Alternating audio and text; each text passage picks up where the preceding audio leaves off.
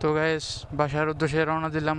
অনেকক্ষণ যাবত এখানে থাকলাম, ঘুরলাম এবং কিছু ফটো ক্যাপচার করলাম। তারপর এখন এখন তো লাঞ্চ টাইম, এই জন্য বাড়ির উদ্দেশ্যে আবার রওনা দিলাম। তো আপনাদেরকে এখন একটা মজার ঘটনা ঘটাবো এখানে, যে কতটা বিপজ্জনক। আমরা মেন রোডে উঠে ওই বিষয়ে আমরা আলোচনা করব। এইখানের এখন দুপুরে এখানটা বেশি একটা সেফ না, এই জন্য আমরা বাড়ির উদ্দেশ্যে রওনা দিলাম। এখন এখানে যারা আছে সবাই এখানকার লোকাল যারা আছে তারাই এখন এখানে আসে।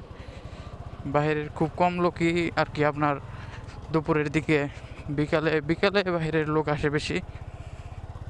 সকাল থেকে দুপুর পর্যন্ত এখানে যারা এখানকার লোকাল তারাই থাকে বেশি। এই রোডটা খুবই ডেঞ্জারাস, কারণ আসার সময় আমরা এখানে আমাদের গাড়ির ব্যালেন্স নষ্ট হয়ে গেছিলো একবার। তো এখন ওইখান দিয়ে যাব না, এখান দিয়ে যাব। যাই হোক, আলহামদুলিল্লাহ এবার তেমন কোনো প্রবলেম হয় নাই, খুব ভালোভাবে এবার রাস্তাটা পার করতে পারলাম। এসব রাস্তায় চালানোর মজাই আলাদা। গ্রাম অঞ্চল, ঠান্ডা আবহাওয়া।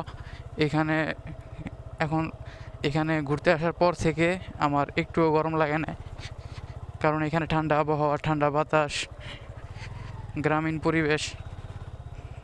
এখানে আসলে আমার মনে হয় যে আমি আমার গ্রামের বাড়িতে চলে আসছি। এই যে এখন ধান ক্ষেত যাওয়ার সময় যে আপনাদের দেখালাম, এই যে দেখেন ধান ক্ষেত, দেখেন কত সুন্দর লাগে ধান ক্ষেত। ধান ক্ষেতের সাইড দিয়ে যাওয়া যে কি একটা মজার। যারা গ্রামের সাইডে বসবাস করেন তারাই বলতে পারবেন। সবুজ প্রকৃতি থেকে বের হয়ে এখন আমরা আবার বাড়ির উদ্দেশ্যে রওনা দিচ্ছি। আমাদের বাড়ির রোডটা খুবই খারাপ। ওইখানে বাইক চালানোর মতো এলাকা নাই বললেই চলে। আমি আপনাদের সাথে রেগুলারলি এইসব জায়গায় ব্লগ করার ট্রাই করব, গ্রামীণ পরিবেশ নিয়ে আলোচনা করার ট্রাই করব।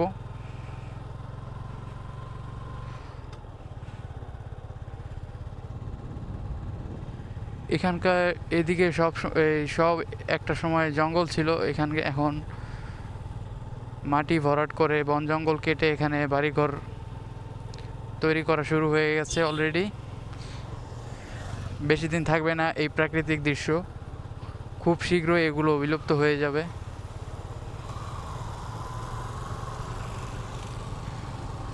তো আমি আমার ভাইজোটা নামিয়ে নেই, কারণ এখানে প্রচুর নয়েজ আসবে।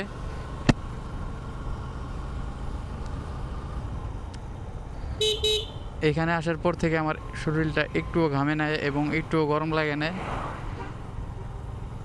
এই আবহাওয়ায় থাকতে কার না ভালো লাগে। যারা গ্রাম সাইড পছন্দ করেন, বছরে একবার গ্রাম দেখতে যান, প্রাকৃতিক ফিল নিতে যান, তারা যদি একটু সময় করে দিয়াখালীতে ঘুরতে আসেন তাহলে অবশ্যই আপনাদের ভালো লাগবে। একটা ভালো লাগার মতো একটা জায়গা।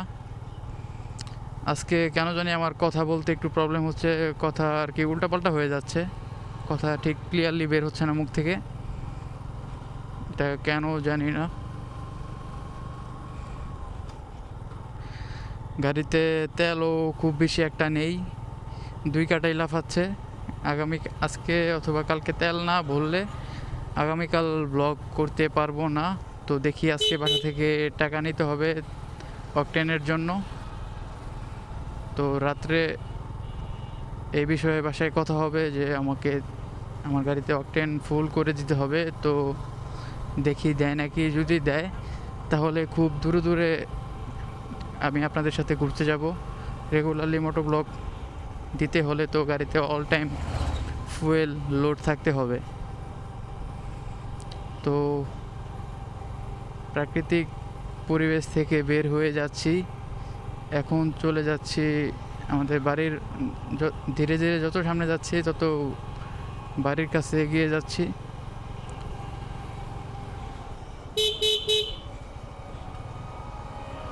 এখন একটু তুলনামূলক এই রোডে অটো একটু বেশি দেখা যাচ্ছে দুপুর টাইমে।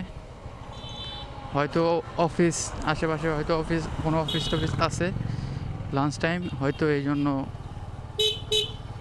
অটো খুব বেশি দেখা যাচ্ছে এখন।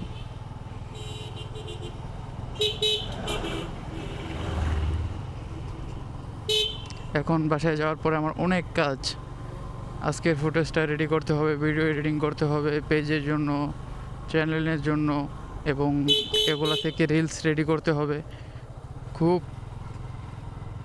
একটা পরিশ্রমী কাজ, এবং রেগুলারলি আর কি এটা আমার একটা ডিউটি হিসেবে নিতে হবে, কারণ ফেসবুক এবং ইউটিউবে কষ্ট না করলে সফল হওয়া খুবই কঠিন। তো আমি ট্রাই করছি একটু রেগুলারলি হওয়ার জন্য, যাতে আমার চ্যানেলটা খুব ভালো একটা রেসপন্স পাবে।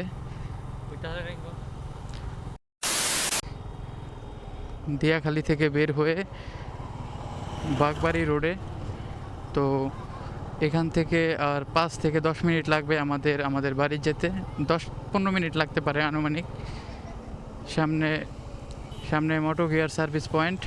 তো মেয়েদেরকে স্কুটি চালানো দেখতে খুবই ভালোই লাগে, কারণ এখন মেয়েরা পিছিয়ে নেই। তারাও এখন, আমরা শুধু আগে মিরপুর, সাভার এইসব জায়গায় দেখতাম, কিন্তু না, এখন আমাদের আশুলিয়াতেও মেয়েরা স্কুটি চালায়, বাইক চালায়, জব করে।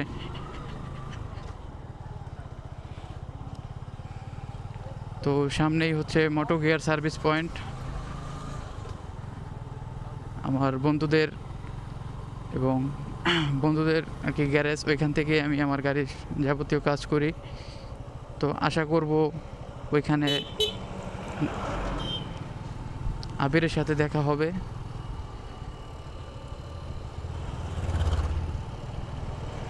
তো এখন একটু এই রোডে একটু বেশি জ্যাম কী কারণে বুঝতেছি না।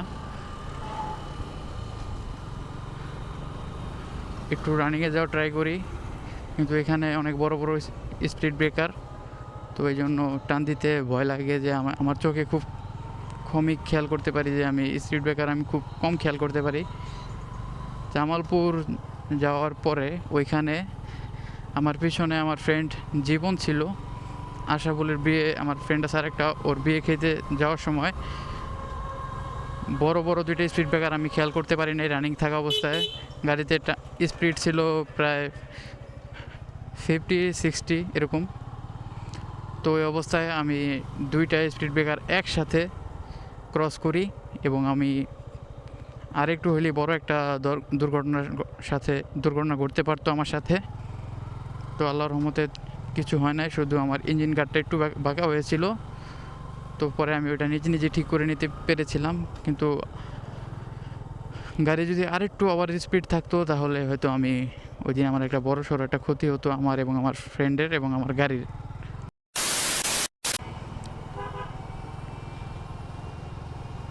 তো এই যে আরেকটা বাঁশবাগান, ছোট একটা, হয়তো এটা তাদের, এই যে আরেকটা, এইদিকে তো বাঁশবাগান ভালোই। তো মসজিদটা ডিজাইনটা খুব সুন্দর হয়েছে, যদি মসজিদটা কমপ্লিট হয় তো আরও সুন্দর লাগবে দেখতে। এই যে একটা মাদ্রাসা, ফৈজউদ্দিন ইসলামী নুরানিয়া মাদ্রাসা।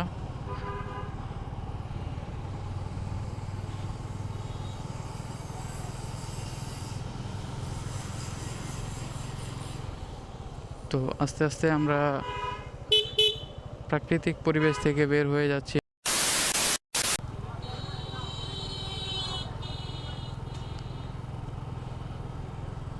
তো আমার ফ্রেন্ড আবির এই মসজিদে রেগুলারলি নামাজ পড়ে।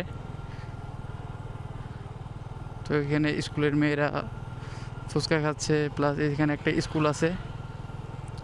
আর এই বাড়িটা আমরা ছোটোবেলা থেকে দেখতেছি, অনেক সুন্দর। আমাদের এলাকার মধ্যে ওয়ান পিস একটা রাজপ্রাসাদ বলতে পারবেন আপনারা। এই বাড়িটা যদি ভিতর থেকে একবার দেখাতে পারতাম, রাজপ্রাসাদ। ওই আবের,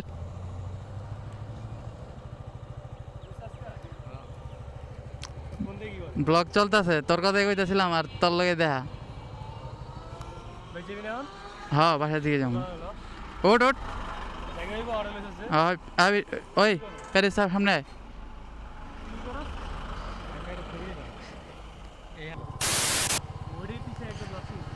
এখানেও অনেক ধরনের শাকসবজি চাষ করা হয়।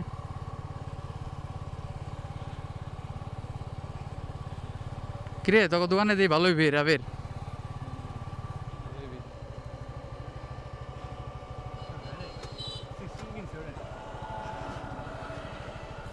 তো সবাই ভালো থাকবেন। আজকের ব্লগটা এই পর্যন্তই। যদি আজকের ব্লগে কোনো কিছু ভালো লেগে থাকে তাহলে অবশ্যই চ্যানেলটা সাবস্ক্রাইব করবেন।